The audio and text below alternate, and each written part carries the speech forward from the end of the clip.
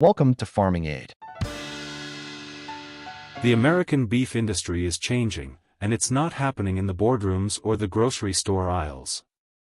It's happening out in the pastures, in the heat, in the drought, and in the real-world conditions that ranchers face every single day. For decades, traditional breeds like Angus and Hereford ruled the landscape, but today a new kind of cattle is rising fast across the southern and central United States. These cattle were built for extreme heat, low-quality forage, heavy parasite pressure, and long dry seasons. They're called droughtmasters, and their growth in the U.S. beef industry is more than a trend. It's a sign of where the future of American ranching is headed. In this video, we're breaking down why droughtmaster cattle are gaining ground, what makes them different, and how they're quietly reshaping the way beef is produced in America. The Droughtmaster is a breed originally developed in Australia in the mid-1900s. It was created by crossing Brahman cattle with British beef breeds like Shorthorn. The goal was simple but powerful: build a beef animal that could thrive in extreme heat, resist parasites, maintain fertility under stress, and still produce high-quality beef. Over time, the Droughtmaster proved itself across harsh Australian rangelands, and now American producers are realizing that the same traits make sense for the future of U.S. cattle production. What makes Droughtmaster cattle so appealing to U.S. ranchers is not just their toughness, but how that toughness translates into real money and real sustainability. These cattle handle heat better than most traditional breeds. Their slick coats reflect sunlight and help them regulate body temperature. Their loose skin and strong immune systems allow them to fight off ticks, flies, and internal parasites more efficiently. In areas where summer heat once reduced conception rates and weight gain, Droughtmasters keep performing. In places like Texas, Florida, Oklahoma, and parts of the Southeast, ranchers are seeing firsthand how Droughtmasters maintain body condition when other breeds struggle. They continue grazing while others seek shade. They keep cycling when fertility in other cattle drops. They convert poor-quality forage into usable energy more efficiently. When rainfall becomes unpredictable, these traits stop being luxuries and start being necessities. One of the most important reasons for the rise of Droughtmaster cattle in the U.S. is their ability to reduce input costs. Traditional cattle often require supplemental feed, intensive parasite control, shade structures, and water management. Droughtmasters need less of all of it. They stay healthy with fewer treatments. They gain weight on native grasses that other breeds pass over. That directly impacts the bottom line for producers who are already under pressure from rising costs and shrinking margins. But toughness alone does not build a beef industry. The meat still has to perform in the market. For years, there was concern that heat-tolerant cattle like Brahman crosses produced tougher beef. Droughtmasters challenged that idea. Because of their British breed influence, Droughtmasters produce carcasses with good marbling, strong muscle development, and consistent quality. Modern genetics have improved tenderness and yield, making Droughtmaster beef competitive in commercial and branded beef programs. Packers and feedlots are paying attention. They are seeing that cattle that arrive healthy, stress-resistant, and parasite-tolerant cost less to finish. They stay on feed better. They require fewer interventions. And they still hit the weight and grade targets that the industry demands. As more data rolls in, the perception of what a premium beef animal looks like is shifting. Another key driver behind the rise of Droughtmaster cattle is climate resilience. The U.S. beef industry is under increasing pressure to adapt to environmental challenges. Droughts are no longer rare events. Heat waves are longer and more intense. Water access is becoming more regulated in some regions. Ranchers who rely on high-input cattle systems are finding themselves exposed to risk. Droughtmasters offer a kind of biological insurance policy. These cattle evolved to survive on less water and lower quality forage. They travel farther to graze. They maintain body condition without constant supplementation.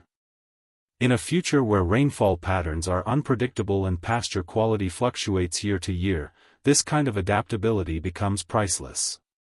There is also a generational shift happening among ranchers. Younger producers are more open to alternative breeds and crossbreeding systems.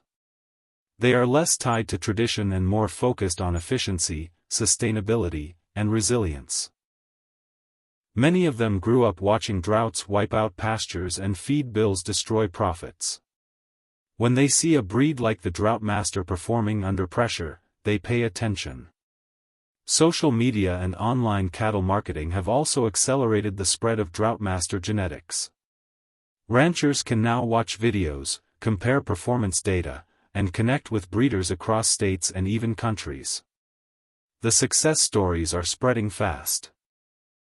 Producers in the South are sharing how Droughtmaster crosses outperform their old herds in heat stress and fertility. Producers in the Midwest are experimenting with Droughtmaster bulls to improve resilience in their cow herds. What once was niche is becoming mainstream. Another factor driving adoption is crossbreeding potential.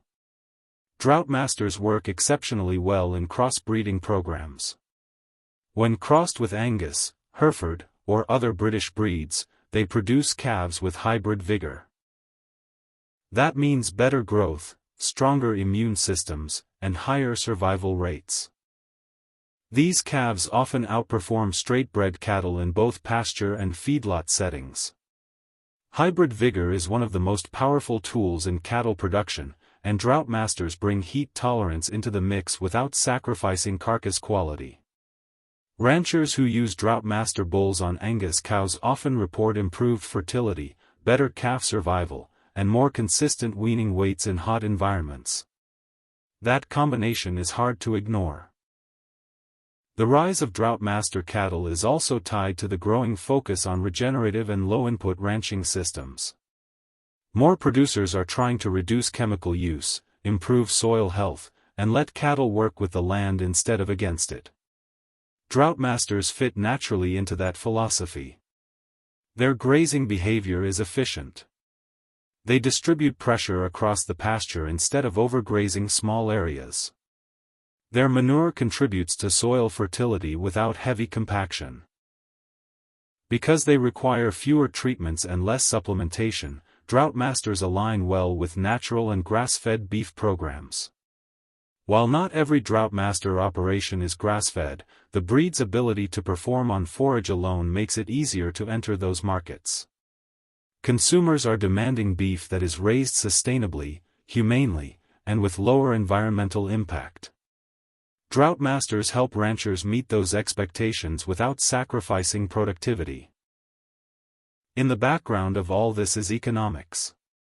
Beef production is not just about animals, it is about survival of the operation. Ranchers who cannot adapt will not stay in business. Droughtmasters offer a way to lower costs, stabilize production, and protect herds from climate volatility. That is why their numbers are growing year after year in the U.S. What started as a specialty breed imported from Australia is now becoming part of the American beef landscape. Breed associations are expanding.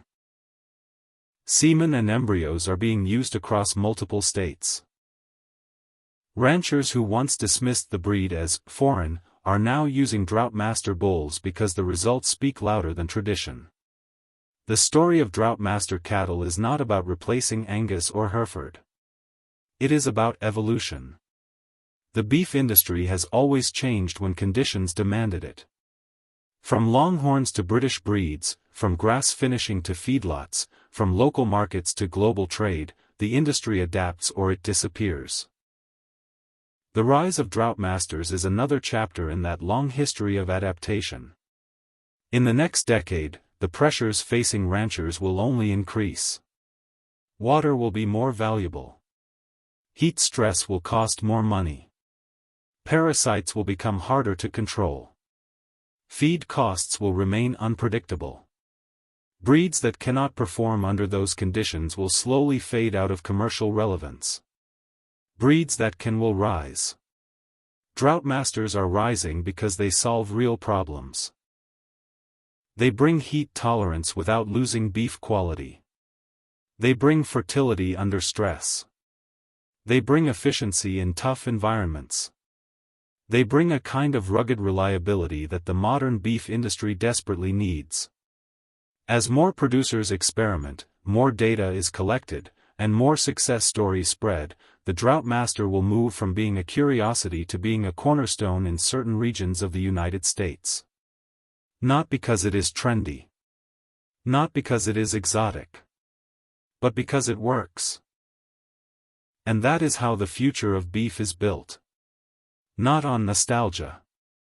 Not on branding alone. But on cattle that can survive, thrive, and produce under the real conditions of today and tomorrow. The rise of Droughtmaster cattle in the U.S. beef industry is not just a breed story. It is a survival story. It is the story of ranchers choosing resilience over comfort, performance over tradition, and results over reputation. The rise of Droughtmaster cattle in the U.S. beef industry is not about replacing tradition. It is about responding to reality. Heat is getting hotter. Droughts are lasting longer. Costs are climbing. And ranchers need cattle that can thrive under pressure, not just survive it. Droughtmasters are proving they can handle the tough conditions while still producing quality beef and protecting the bottom line. That is why more producers are turning to them and why their influence is only going to grow. This is what the future of American beef looks like. Smarter genetics. Tougher cattle. And systems built for the world we are actually living in, not the one we wish we still had. If you want to stay ahead of where the beef industry is going, Droughtmasters are a breed you cannot ignore. If you found this video useful, make sure you hit the like button, subscribe to the channel for more real talk about cattle and farming, and drop a comment below. Let me know what you think about Droughtmaster cattle and whether you would run them on your own operation.